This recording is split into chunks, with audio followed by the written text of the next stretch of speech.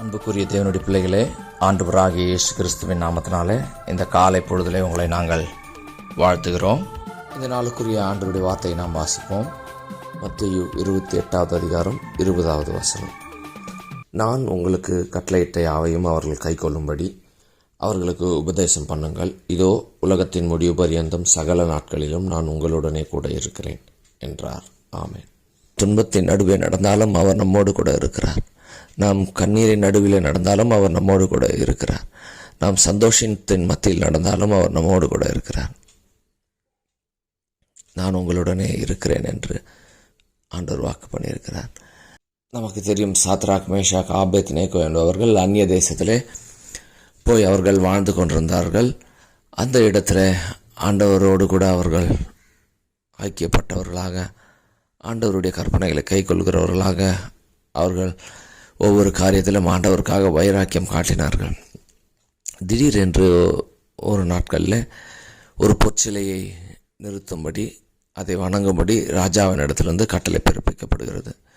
அப்பொழுது அந்த ராஜாவுடைய எல்லைக்குட்டில் இருக்கிற அனைத்து ஜனங்களும் அந்த பொற்சிலைக்கு முன்பதாக விழுந்து வணங்குகிறார்கள். ஆனால் சாத்ராக், மேஷாக், ஆபேத்நேகோ என்பவர்கள் பொற்சிலைக்கு முன்பதாக வணங்கவில்லை. இது ராஜாவுக்கு அறிவிக்கப்பட்டவுடன் ராஜாவினுடைய சமூகத்தை கொண்டு செல்லப்படுகிறார்கள். ராஜா இவர்கள் அப்படி செய்யவில்லை, உண்மைதானா என்று கேட்டு அறிந்து கொள்கிறார்கள். ஆம், செய்யவில்லை என்று தெரிந்தவுடன் ராஜா அவர்களுக்கு சொல்லுகிறார், இப்பொழுது என் முன்பதாக அந்த சிலையை நீங்கள் வணங்குங்கள் என்று சொல்லுகிறார்கள். ராஜா, இப்பொழுதாவது அந்த சிலையை வணங்குங்கள், இல்லாவிட்டால் என்னுடைய கோபத்தில் நின்று நீங்கள் தப்பிக்க முடியாது என்று சொல்லுகிறார். ஆனால் இவர்கள் அப்பொழுது கூட நாங்கள் சிலையை வணங்க மாட்டோம் என்று தைரியமாக ராஜா முன்பதாக சொல்கிறார்கள். உடனே ராஜாவுக்கு கோபம் வந்து இவர்களுடைய கை கால்களை கட்டி சூளைக்கு கொண்டு போகிறார்கள். நீங்கள் யோசித்து பாருங்கள், ஆண்டவருக்காக வைராக்கியம் பாராட்டுகிறார்கள். ஆனால் ராஜாவினுடைய கை நின்று இவர்கள் தப்புவிக்கப்படவில்லை. ராஜா இவர்களுக்கு இரக்கம் காட்டவில்லை. கை கால்களை கட்டி சூளைக்கு கொண்டு போய் போடுகிறார்கள். அதுவரைக்கும் ஆண்டவர் எதுவுமே செய்யவில்லை. ஆண்டவர் இவர்களோடு கூட இருந்திருந்தாரானால் ஆண்டவர் செய்திருப்பாரோ என்று ஒரு யோசனை கூட அவர்களுக்கு வந்திருக்கும். ஆனாலும் அவர்கள் சொல்கிறார்கள், ஆண்டவர் எங்களை தப்புவித்தாலும் தப்புவிக்காமற் போனாலும் நாங்கள் இந்த பொற்சிலை வணங்க மாட்டோம் என்கிறார்கள்.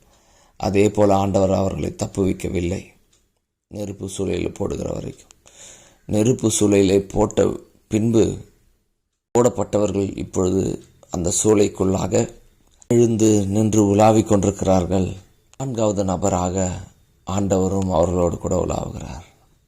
நாம் பிரியமானவர்களே, நாம் பிரச்சனைகளை சந்திக்கும் பொழுது ஆண்டவர் நம்மோடு கூடவே அந்த பிரச்சனைக்குள்ளாக வருகிறார். அந்த பிரச்சனையை அவரும் நம்மோடு கூட சந்திக்கிறார்.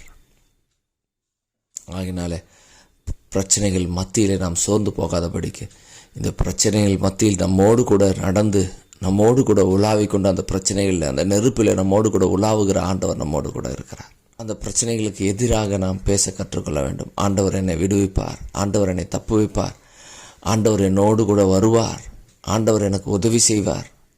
அப்படி நாம் செய்யும்போது ஆண்டவர் நம்முடைய விசுவாசத்தை கனப்படுத்துகிறார். ஆண்டவர் நம்மோடு கூட உலகத்தின் முடிவு பரியந்தம் இருக்கிறவர் நம்மோடு கூட வந்து நின்று விடுவார். நெருப்பில் ஆகிலும் பிரச்சனை ஆனாலும் அவரும் நம்மோடு கூட சேர்ந்து ஃபேஸ் பண்ணுவார்.